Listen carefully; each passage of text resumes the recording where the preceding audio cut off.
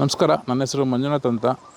ನಮ್ಮ ತೋಟ ಇರೋದು ಚಿಕ್ಕಬಳ್ಳಾಪುರ, ರಾಮಚಂದ್ರ ಹೊಸೂರು ಊರ ಹೆಸರು. ಸೊ ನಮ್ಮದೊಂದು 4 ಎಕರೆ ತೋಟದಲ್ಲಿ ಒಂದು 2 ಎಕರೆ ದ್ರಾಕ್ಷಿ ತೋಟ ಇದೆ. ಸಮಗ್ರ ಕೃಷಿ ಥರ ಇಟ್ಕೊಂಡು ಇನ್ನೊಂದು 2 ಎಕರೆಯಲ್ಲಿ ದ್ರಾಕ್ಷಿ ತೋಟ ಇದೆ. ಇನ್ನೊಂದು 2 ಎಕರೆಯಲ್ಲಿ ಅಗ್ರೋ ಟೂರಿಸಮ್ ಮತ್ತು ವನ ಕೃಷಿ ಅಂತ ಪ್ಲ್ಯಾನ್ ಮಾಡಿದ್ದೀವಿ. ಸೊ ವನ ಕೃಷಿಯಲ್ಲಿ ನಮ್ಮದು ಸ್ಯಾಂಡ್ಲ್ವುಡ್ ಇರ್ಬೋದು, ಪಪ್ಪಾಯ ಇರ್ಬೋದು, ಮ್ಯಾಂಗೋ ಇರ್ಬೋದು. ಸೊ ಇದರಲ್ಲಿ ಇಂಟಿಗ್ರೇಟಾಗಿ ಅಗ್ರಿ ಟೂರಿಸಮ್ನ ಸ್ಲೋ ಆಗಿ ಸ್ಟಾರ್ಟ್ ಮಾಡಿದ್ದೀವಿ. ಸೊ ನಮ್ಮದು ಕಪ್ಪು ದ್ರಾಕ್ಷಿ ಇದೆ, ಮತ್ತು ಮಾವಿನ ಹಣ್ಣಿದೆ, ಪಪ್ಪಾಯ ಇದೆ, ಮತ್ತು ಸ್ವಲ್ಪ ನಮಗೆ ಚಿಕ್ಕದಾಗಿ ಸ್ವಲ್ಪ ತರಕಾರಿನೂ ಬೆಳ್ಕೊಳ್ತೀವಿ ಮನೆಗಾಗೋಷ್ಟು. ಮತ್ತು ನಮ್ಮದು ಸಂತೆ ನಡೆಯುತ್ತೆ, ನಮ್ಮದು ಸಂತೆ. ಆ ಸಂತೆಗಾಗೋಷ್ಟು ಸ್ವಲ್ಪ ಚಿಕ್ಕದಾಗಿ ಸ್ವಲ್ಪ ತರಕಾರಿನೂ ಬೆಳ್ಕೊಳ್ತೀವಿ.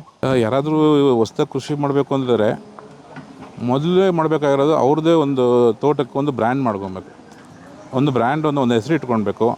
ಅದಕ್ಕೂ ಮುಂಚೆ ಏನು ಮಾಡಬೇಕು, ನನಗೆ ಗೊತ್ತಿದ್ದಂಗೆ ಫಸ್ಟು ನಮ್ಮ ಆರ್ ನಗರದಲ್ಲಿರೋ ನಾವು ರೈತ ಸಂತೆನ ಮೀಟ್ ಆಗಬೇಕು. ಅಲ್ಲಿ ಬಂದು ಗೊತ್ತಾದಾಗ ಅಲ್ಲಿ ಗೊತ್ತಾಗ್ಬಿಡುತ್ತೆ ಅವ್ರಿಗೆ ಎಷ್ಟು ಜನ ಬಳಕೆದಾರರಿದ್ದಾರೆ, ಅವ್ರಿಗೆ ಏನೇನು ಬೇಕಾಗಿದೆ, ಏನೇನು ರೇಟ್ ಸಿಗುತ್ತೆ. ಸೊ ಅಂದಾಗ ಯಾಕಂದರೆ ಹೇಳಿದ್ನಲ್ಲ, ಈ ಮೂಲಭೂತ 4 ಪ್ರಶ್ನೆಗಳಿಗೆ ಉತ್ತರ ಸಿಗುತ್ತೆ. ಸೊ ನಮ್ಮದು ಸಂಸ್ಥೆಗೆ ಬಂದಾಗ, ಅಲ್ಲಿ ರೈತರ ಸಂತೆ ಬಂದಾಗ ಅಲ್ಲಿ ಫಸ್ಟ್ ಸ್ಟಾರ್ಟ್ ಆಗುತ್ತೆ. ಮತ್ತು ಅದಕ್ಕೆ ಟ್ರೈನಿಂಗ್ಗಳು ನಡೆಯುತ್ತೆ.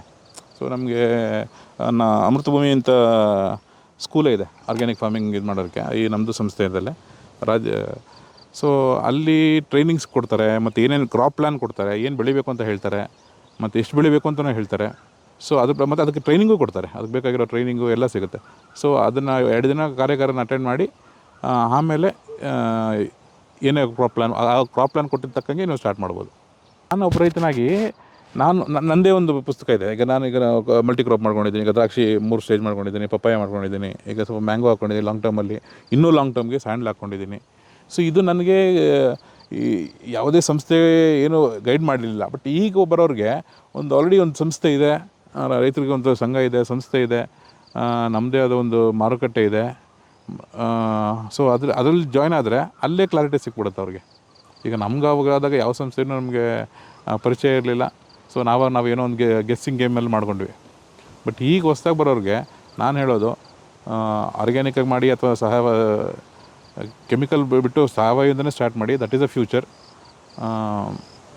ಬಟ್ ನಮ್ಮದು ಸಂಸ್ಥೆ ರೈತ ಸಂತೆಗೆ ಬನ್ನಿ. ಆರ್ ನಗರದ ಸಂತೆ ನಡೀತಾ ಇದೆ, ಆ ಸಂತೆಗೆ ಬನ್ನಿ. ಮತ್ತು ಅಮೃತ ಭೂಮಿಗೆ ಹೋಗಿ ಒಂದು 2 ತಿಂಗಳು ಟ್ರೈನಿಂಗ್ ತೊಗೊಳ್ಳಿ. ಅವಾಗೇನಾಗುತ್ತೆ, ನಿಮಗೆ ಒಂದು 2 ತಿಂಗಳು ಬೇಕಾದ್ರೆ ಅಲ್ಲೇ ಇದ್ದು ಟ್ರೈನಿಂಗ್ ಮಾಡಿಕೊಂಡು ಬಂದಾಗ 2 ದಿನ ಕಾರ್ಯಾಗಾರಗಳು ನಡೆಯುತ್ತೆ. ಎಲ್ಲ ಬೇರೆ ಬೇರೆ ರೈತರುಗಳ ಹತ್ರ ಮಾತಾಡಿ. 40 ಜನ ರೈತರಿದ್ದಾರೆ ಅಲ್ಲಿ ಆರ್ ನಗರದಲ್ಲಿ. ಅದೇ ಥರ ಎಲ್ಲ ಬೆಂಗಳೂರು ಪ್ರತಿಯೊಂದು ವಾರ್ಡಲ್ಲೂ ಸಂತೆಗಳು ನಡೀಬೇಕು ಅಂತ ಪ್ಲ್ಯಾನ್ ಇದೆ. ಸೊ ಒಂದು ದೊಡ್ಡ ಮೂಮೆಂಟ್, ತಿಳುವಳಿ ಥರನೇ ಇದೆ ಇದು. ಸೊ ಒಂದು APMC ಮಾರ್ಕೆಟಿಗೆ ಸಪ್ರೇಟಾಗಿ ಒಂದು ಇದೇ ಮಾಡಬೇಕು ಅಂತಿದ್ದೀವಿ. ಸೊ ಅಲ್ಲಿ ಬಂದಾಗ ನಿಮಗೆ ಎಲ್ಲ ಡೀಟೇಲು ಸಿಗುತ್ತೆ. ಸೊ ರೈತರ ಸಂತೆಗೆ ವಿಸಿಟ್ ಮಾಡಿ. ಸೊ ಆವಾಗ ನಿಮಗೆ ಕ್ರಾಪ್ ಪ್ಲ್ಯಾನ್ ಆಗಿರ್ಬೋದು, ಮತ್ತು ಟ್ರೈನಿಂಗ್ ಇರ್ಬೋದು, ಎಲ್ಲ ಸಿಗುತ್ತೆ. ಇಲ್ಲಿ ನೀವು ಯಾವ ರೀತಿ ಪ್ಲ್ಯಾನ್ ಮಾಡ್ಕೊಂಡಿದ್ದೀರಾ? ಇಲ್ಲಿ ನಾವು ಶ್ರೀಗಂಧ ಹಾಕಿ ಮತ್ತು ಸೀಬೆ ಹಾಕಿದ್ವಿ. ಸೀಬೆ ಮುಗಿದಾದ್ಮೇಲೆ ಈಗ 6 ವರ್ಷ ಆಯ್ತು. ಈಗ ಮ್ಯಾಂಗೋ ಹಾಕಿದ್ವಿ. ಇದರಲ್ಲೇ ಮಲ್ಚ್ ಮಾಡ್ತಿದ್ವಿ ನಾವು. ಅಷ್ಟು ಕಳೆ ಅಂತ ನಿಯಂತ್ರಣ ಮಾಡ್ತಿದ್ದೀವಿ ಅಷ್ಟೇ. ಸೊ ಇನ್ನು ನೀವು ಆ ಕಡೆ ಬಂದರೆ ತೋರಿಸ್ತೀವಿ. ನಾವು ಈ ಡೀಪ್ ಉಳುಮೆ ಮಾಡ್ತಿಲ್ಲ ನಾವು. ಸೊ ಇಲ್ಲೇ ಕಳೆ ಏನು ಬರುತ್ತೆ, ಈ ಕಳೆಯಿಂದನೇ ನಾವು ಹೆಂಗೆ ಮಲ್ಚಿಂಗ್ ಮಾಡ್ಬೋದು. ಈಗ ನಾವು ಈ ಕಡೆ ಬಂದರೆ ನೋಡಿ, ಈ ಥರ ಮಲ್ಚ್ ಮಾಡ್ತಾಯಿದ್ದೀವಿ. ಸೊ ಇದರಿಂದ ನಮಗೆ ನೀರಿನ ಅವಶ್ಯಕತೆ ಕಡಿಮೆ ಆಗುತ್ತೆ, ಮತ್ತು ಮುಂದೆ ಕಳೆನೂ ಕಂಟ್ರೋಲ್ ಮಾಡ್ಬೋದು.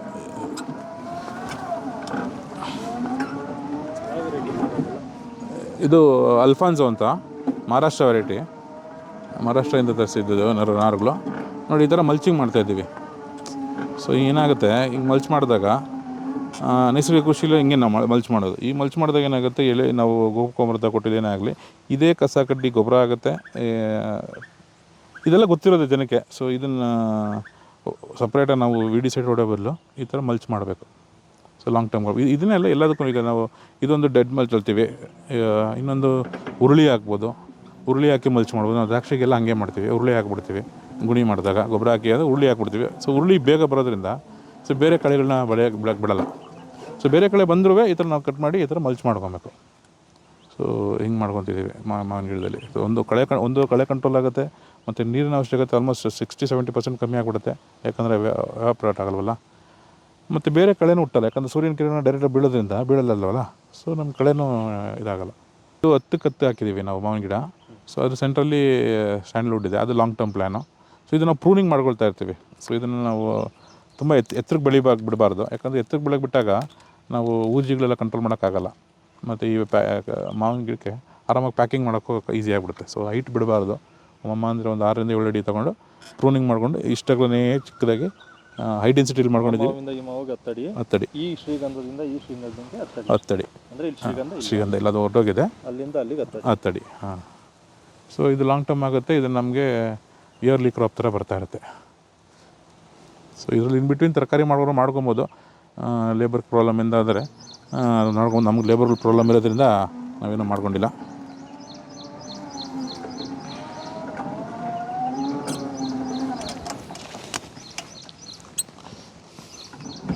ತೆಂಗೆಲ್ಲ ಹೆಂಗೆ ಹಾಕೊಂಡಿದ್ದೀರಾ ಅಲ್ಲಿ? ತೆಂಗು ಬಾರ್ಡ್ರಿಗೆ ಹಾಕ್ಕೊಂಡಿದ್ದೀವಿ.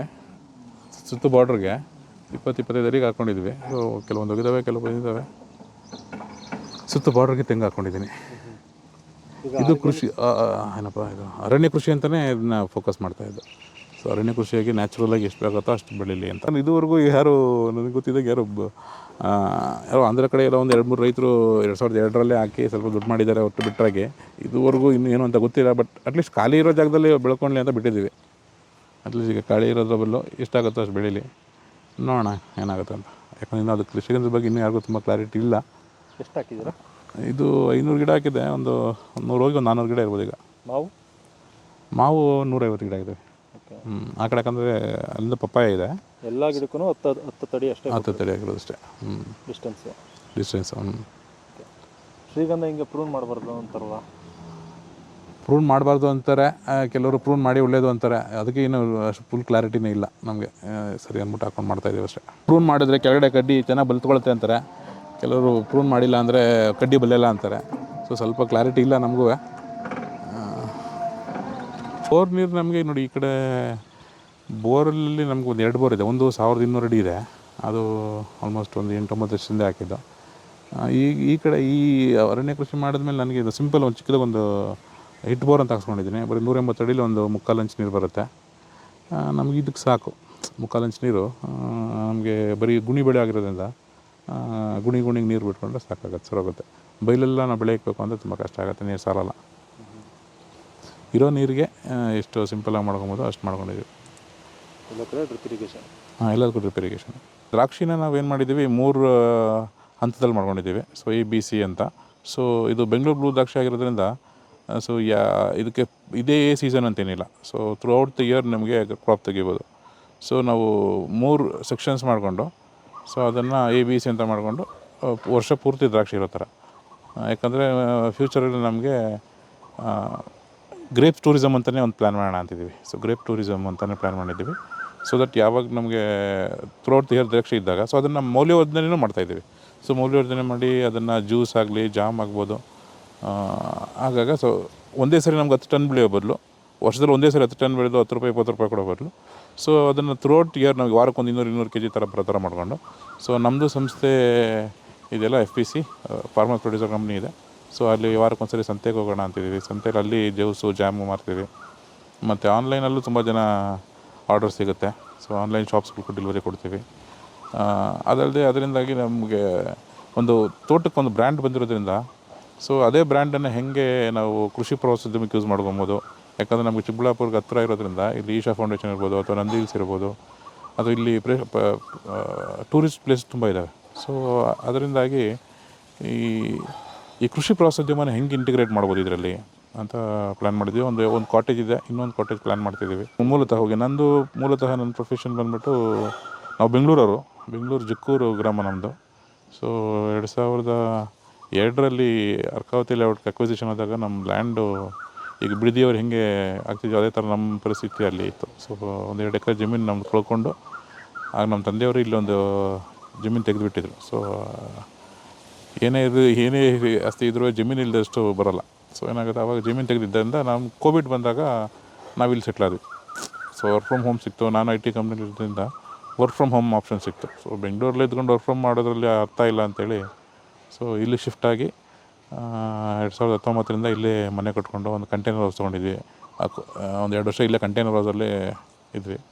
ಆಮೇಲೆ ಮತ್ತೆ ಬೆಂಗಳೂರಿಗೆ ಹೋಗೋ ಮನಸ್ಸಾಗಲಿಲ್ಲ.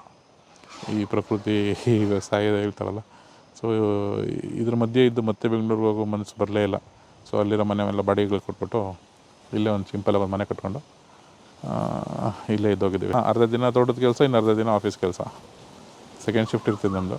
ಸೊ ಫಸ್ಟ್ ಹಾಫು ತೋಟದ ಕೆಲಸ ಮಾಡ್ಕೊತೀವಿ, ಸೆಕೆಂಡ್ ಹಾಫು ಆಫೀಸ್ ಕೆಲಸ. ಇಲ್ಲ ಸ್ಟಾರ್ಟಿಂಗ್ ನಮ್ಮದು ಕೆಮಿಕಲ್ ಫಾರ್ಮಿಂಗ್ ಇದು ಯಾವುದು ದಿಲ್ಕುಶ್ ಹಾಕಿದ್ವಿ, ಕೆಮಿಕಲ್ ಫಾರ್ಮಿಂಗಲ್ಲಿ ಮಾಡಿದ್ವಿ, ಅದರಲ್ಲಿ ಸೋತ್ವಿ.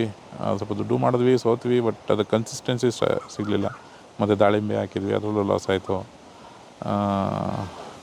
ಅದೆಲ್ಲ ಆದಮೇಲೆ ಸರಿ ಇನ್ನೊಂದು ನಮ್ಗೆ ಪ್ರೈಮರಿ ಇನ್ಕಮ್ ಅಂತ ಒಂದಿತ್ತಲ್ಲ, ಸೊ ಅದು ಸಪೋರ್ಟ್ ಇಟ್ಕೊಂಡು ಆರ್ಗ್ಯಾನಿಕ್ಕಿಗೆ ಬಂದ್ವಿ. ಯಾಕಂದರೆ ಸಾಮಾನ್ಯವಾಗಿ ಏನು ಪ್ರೈಮರಿ ಇನ್ಕಮ್ ಇಲ್ಲದೆ ಆರ್ಗ್ಯಾನಿಕ್ಕಿಗೆ ಬರೋದು ತುಂಬ ಕಷ್ಟ. ಸೊ ಅಟ್ಲೀಸ್ಟ್ ನಮಗೆ ಏನೋ ಒಂದು ಪ್ರೈಮರಿ ಇನ್ಕಮ್ ಇರೋದ್ರಿಂದ ಸೊ ಲೆಟೆಸ್ಟ್ ಟ್ರೈ ಅಂತ ಆರ್ಗ್ಯಾನಿಕ್ ಸ್ಟಾರ್ಟ್ ಮಾಡಿದ್ವಿ. ಇನಿಷಿಯಲಿ ಕೋವಿಡ್ ಟೈಮಲ್ಲಿ ತುಂಬ ಬೂಮ್ ಆಯಿತು. ಆನ್ಲೈನ್ ಆರ್ಡ್ರ್ಗಳು ಎಲ್ಲ ಸಿಕ್ಕಾಪಟ್ಟೆ ಬರ್ತಾಯಿತ್ತು. ಆಮೇಲೆ ಕೋವಿಡ್ ಹೋಗ್ತಾ ಆದಮೇಲೆ ಮತ್ತೆ ಆರ್ಡರ್ಸ್ ಕಮ್ಮಿ ಆಯಿತು. ಮತ್ತು ಏನು ಮಾಡೋದು ಅಂದ್ಬಿಟ್ಟು ಈ ನಮ್ಮದು ಸಂಸ್ಥೆಯಿಂದ ಸಂತೆಗೆ ಹೋದ್ವಿ. ಸೊ ಸಂತೆಗೆ ಹೋದಾಗಿಂದ ಅಲ್ಲಿಂದ ಪರಿಚಯ ಆಗಿ ಅಲ್ಲಿ ಈಗ ನಮ್ಗೆ ಎಷ್ಟೆಷ್ಟು ಬೇಕೋ ಅಷ್ಟಿತ್ತು. ಅಂದರೆ ನಮ್ಮ ಬಳಕೆದಾರರಿಗೆ ಎಷ್ಟೆಷ್ಟು ಡಿಮ್ಯಾಂಡ್ ಇದೆಯೋ ಅಷ್ಟು ಮಾತ್ರ ಚಿಕ್ಕದಾಗಿ ಬೆಳ್ಕೊಂಡು ಸುಮ್ಮನೆ, ಯಾಕಂದರೆ ಟನ್ನುಗಟ್ಟಲೆ ಬೆಳೆದು 10 ರೂಪಾಯಿ 20 ರೂಪಾಯಿ ಕೊಡೋ ಬದಲು ಸೊ ಅದನ್ನು ಆರೋಗ್ಯಕರವಾಗಿ ಸಿಂಪಲಾಗಿ 10 ಟನ್ ಬರೋ ಜಾಗದಲ್ಲಿ ಬರೀ 3 ಟನ್ ಬಂದರೂ ಸಾಕು ನಮಗೆ. ಯಾಕಂದ್ರೆ ನಾವು ಡೈರೆಕ್ಟಾಗಿ ಬಳಕೆದಾರರಿಗೆ ಕೊಡೋದ್ರಿಂದ ನಮಗೇನು ಲಾಸ್ ಆಗೋಲ್ಲ. ಅಲ್ಲಿ ಸೀಬೆ ಇತ್ತು, ಸೀಬೆ ತೆಗೆದ್ವಿ.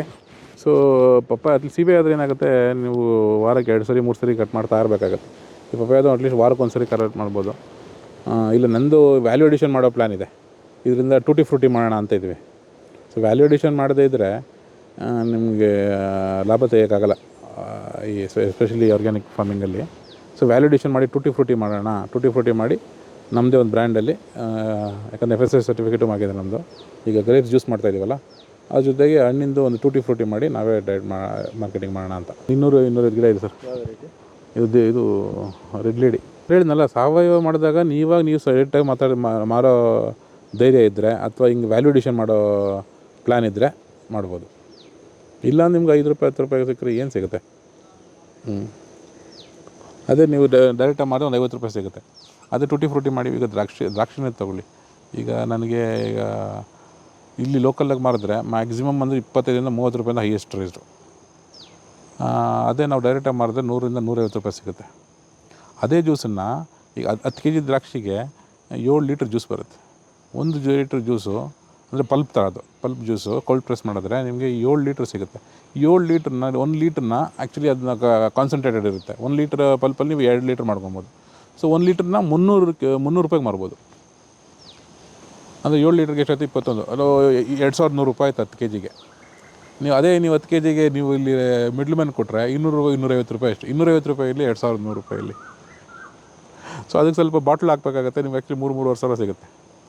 ಬಾಟ್ಲ್ ಒಂದು 40 ರೂಪಾಯಿ ಖರ್ಚು ಬರುತ್ತೆ. ಅದು ಎಲ್ಲ ಖರ್ಚು ಕಳೆದ್ರೂ ನಿಮಗೆ ಆರಾಮಾಗಿ 200 ರೂಪಾಯಿ ಲೀಟ್ರ್ ಸಿಗುತ್ತೆ. ಖರ್ಚೆಲ್ಲ ಕಳೆದ್ರೂ 200-250 ರೂಪಾಯಿ ಆರಾಮಾಗಿ ಸಿಗುತ್ತೆ. ಟ್ರಾನ್ಸ್ಪೋರ್ಟು ಕಾಸ್ಟ್ ಎಲ್ಲ ತೆಗೆದ್ರೆ 200 ರೂಪಾಯಿ ಸಿಗುತ್ತೆ. ಅದೇ ದಟ್ಸ್ ವ್ಯಾಲ್ಯೂ ಅಡಿಷನ್ ಮಾಡಿದಾಗ ಅದ್ರ ಪವರ್ ಅದು.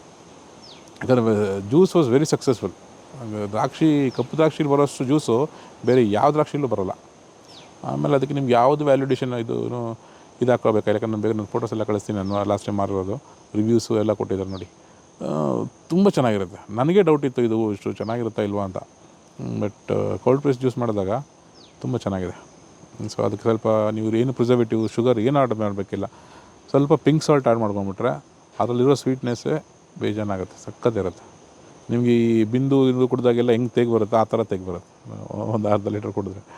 ಸೊ ನಾವು ನೀವು ನಂಬ್ತಿರೋ ಬಿಡ್ತಾರೋ ಮೊನ್ನೆ ಒಂದು 80ರಿಂದ 100 ಲೀಟ್ರ್ ನಮ್ಮ ಮನೇಲೇ ಖಾಲಿ ಮಾಡಿದ್ದೀವಿ. ನಾವಿರೋದು 4 ಜನ ಮನೆಯಲ್ಲಿ. ಒಂದು 80ರಿಂದ 100 ಲೀಟ್ರ್ ಖಾಲಿ ಮಾಡಿದ್ದೀವಿ ಜ್ಯೂಸ್. ಈಗ ಆರ್ಗ್ಯಾನಿಕ್ ಕೃಷಿ ಬರೋರು ನನಗೆ ಹೇಳ್ದಂಗೆ ಎಲ್ಲ ಈಗ ಒಂದು ಎಕರೆ ಇದೆ ಅಂದರೆ 1 ಎಕರೆಲ್ಲಿ ಸ್ಟಾರ್ಟ್ ಮಾಡಿಬಿಡಿ. ನೀವೇನೇನು ಮಾಡ್ತಾಯಿದ್ರು ಅದನ್ನೇ ಕಂಟಿನ್ಯೂ ಮಾಡಿ. ಅಟ್ಲೀಸ್ಟ್ ಒಂದು 1/4 ಎಕರೆ ಇಲ್ಲ ಒಂದು ಅರ್ಧ ಎಕರೆಲ್ಲ ಸ್ಟಾರ್ಟ್ ಮಾಡಿ. ಸೊ ಅದಕ್ಕೆ ನಮ್ಮ ಅಲ್ಲಿ ಟ್ರೈನಿಂಗ್ ತೊಗೊಳ್ಳಿ. ಅದರಿಂದ 1/4 ಎಕರೆ ಸ್ಟಾರ್ಟ್ ಮಾಡಿ. ಯಾಕಂದ್ರೆ ನಿಮ್ಗೊಂದು ರೆಗ್ಯುಲರ್ ಇನ್ಕಮ್ ಅಂತ ಒಂದು ಇರಲೇಬೇಕು. ಸೊ ನೀವೇನು ಪ್ರೆಸೆಂಟ್ ಏನು ಮಾಡ್ತೀರೋ ಅದನ್ನ ಕಂಟಿನ್ಯೂ ಮಾಡಿಕೊಂಡು ಒಂದು 1/4 ಎಕರೆಲಿ ಟ್ರಯಲ್ ಆ್ಯಂಡ್ ಎರರ್ ಮಾಡಿ. ಸೊ ಅದು ನಿಮ್ಗೆ ಸಕ್ಸಸ್ ಆದಾಗ ಆಮೇಲೆ ಇನಿಷಿಯಲಿ ನಮಗೆ ಈಲ್ಡ್ ಕಮ್ಮಿ ಇರುತ್ತೆ, ಹೌದು. But it takes time. So at least ಅದಕ್ಕೆ ನಾಟಿ ಹಸುಗಳೊಂದು ಇರಲೇಬೇಕು. ನಾಟಿ ಹಸು ಒಂದು ಇಡಬೇಕು. ಮತ್ತು ಸ್ವಲ್ಪ ಮ್ಯಾನ್ಯುವಲ್ ವರ್ಕ್ ಜಾಸ್ತಿ ಇರುತ್ತೆ ನಿಮಗೆ. ಸೊ ಅದನ್ನು ಅಟ್ಲೀಸ್ಟ್ ಅದರಿಂದ ಒಂದು 1/4 ಎಕರೆಲಿ ಸ್ಟಾರ್ಟ್ ಮಾಡಿ. ಅದಕ್ಕೆ ಎಲ್ಲಾದರೂ ಟ್ರೈನಿಂಗ್ ತೊಗೊಂಡು ಫಸ್ಟ್ ಆರ್ಗ್ಯಾನಿಕ್ ಫಾರ್ಮ್ ಮಾಡಬೇಕು ಅಂದ್ರೆ ನೀವು ಡೈರೆಕ್ಟಾಗಿ ಸೇಲ್ ಮಾಡಿದ್ರೆ ಮಾತ್ರ ನೀವು ಸರ್ವೈವ್ ಆಗುತ್ತೆ. ಇಲ್ಲ ಅಂದಾಗ ನೀವು ಯಾಕಂದರೆ ಈಗ ಮಾವು ₹2 ₹3 ಕೆ ಜಿ ರೈತರಿಗೆ ಸಿಗೋದು ಏನೋ ಕಮರ್ಷಿಯಲ್ ಇದರಲ್ಲಿ. ಅದೇ ಆರ್ಗ್ಯಾನಿಕ್ ಆಗಿ ಬೆಳೆದಾಗ ನಿಮಗೆ 200-250 ಸಿಗುತ್ತೆ, ಏನೋ ಎಂಡ್ ಕಸ್ಟಮರ್ಗಳು. But end customer database ಇದ್ದರೆ ಮಾತ್ರ ಆಗುತ್ತೆ, ಇಲ್ಲ ಅಂದರೆ ಆಗೋಲ್ಲ.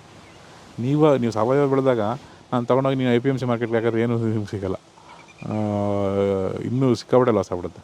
ಸಾವಯವ ನೀವು ಹೋದಾಗ ನೀವು ನಾನೇ ನಿಂತು ಮಾರುಕಟ್ಟೆ ಮಾಡ್ತೀನಿ, ನಾನೇ ವ್ಯಾಪಾರ ಮಾಡ್ತೀನಿ ಅಂದಾಗ ಮಾತ್ರ ಸಾವಯವ ವ್ಯವಸಾಯ ಮಾಡ್ಬೋದು. ಇಲ್ಲ ನಾನು ರೇಟ್ ಮಾಡೋಕ್ಕಾಗಲ್ಲ, ನಾನು ಮಧ್ಯವರ್ತಿಗಳನ್ನೇ ನಂಬ್ಕೊಂಡು ಮಾಡ್ತೀನಿ ಅಂದರೆ ಸಾವಯವ ಇಸ್ ನಾಟ್ ಸೂಟಬಲ್. ನೀವು ಡೈರೆಕ್ಟಾಗಿ ಸೇಲ್ ಮಾಡೋ ಧೈರ್ಯ ಇದ್ದರೆ, ನಿಮಗೆ ಒಂದು ಕಸ್ಟಮರ್ ಬೇಸ್ ಇದ್ದರೆ, ಅಥವಾ ನಿಮ್ಗೊಂದು ಕಮ್ಯುನಿಟಿ ಸಪೋರ್ಟ್ ಇದ್ದರೆ ಸಾವಯವ ಕೃಷಿಗೆ ಬನ್ನಿ. ಇಲ್ಲ ಅಂದರೆ ವರ್ಕೌಟ್ ಆಗೋಲ್ಲ ನಿಮಗೆ.